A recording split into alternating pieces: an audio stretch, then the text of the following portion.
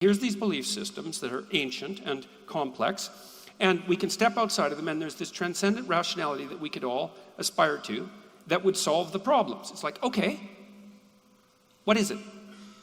Well, what is it exactly? It is, at a minimum, to value all of the variables that conspire to make the one life we know we have Okay, you worth can't living. value all those variables. Well, no, we're doing it right. We do it every day in how we organize No, we ourselves don't, in because society. we apply an a priori framework to the variables to reduce them to a tiny subset that we can manage. And it's the nature of that a priori framework that we haven't been able to have a discussion about. We have an a priori framework that narrows our perception to almost nothing. It's built into us. It's partly socially constructed. It has a deep neurological substrate. And we actually understand how it emerges to a large degree.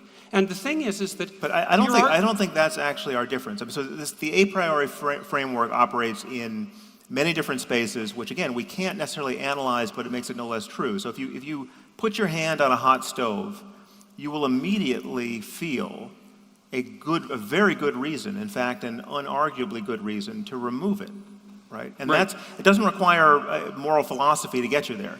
You don't need to inspect your a priori framework. You just have to feel, holy shit, this is the worst thing I've ever felt, right?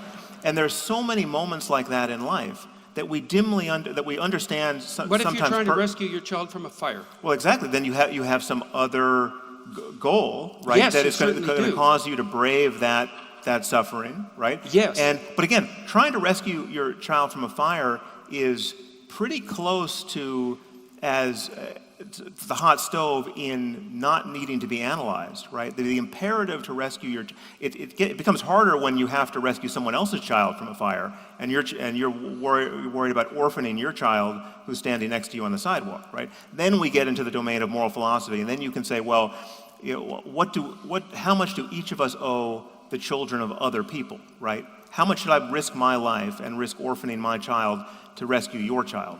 That's when things get interesting in a philosophy seminar, and that's where people begin to hesitate. We are biased toward protecting ourselves, protecting our kin, protecting our friends, and only then do we begin to extend the circle.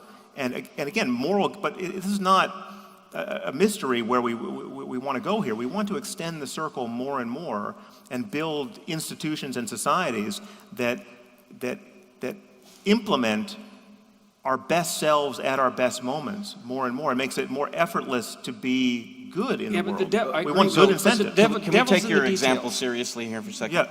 All right, so you are built to be more likely to rescue your own child than someone else's child from a fire. We in society might like for the minimum number of children to die in fires as possible, which gets you to sideline that consideration in favor of, is there a child who's faced with a fire who I might rescue?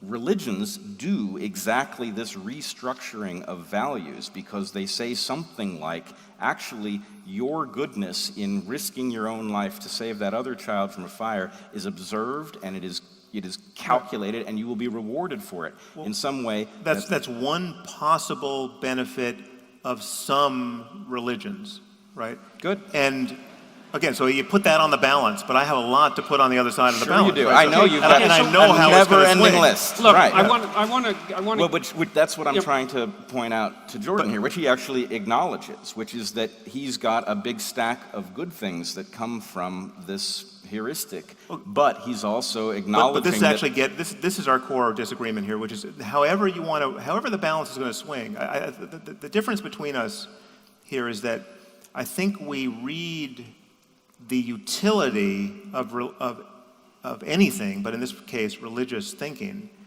as evidence of, you read it as evidence of something, perhaps, literally true. Inevitability. Depends on what you mean by literal. Yeah, so and I view that as a kind of version of either the genetic or naturalistic fallacy, that it's just like, whether it's useful now here for us, it doesn't argue that it's the best way of getting those good things. I mean, my argument here is that religion gives people bad reasons to be good where good reasons are available. Okay, right? so and that's a problem, right? And because good reasons scale better than bad reasons.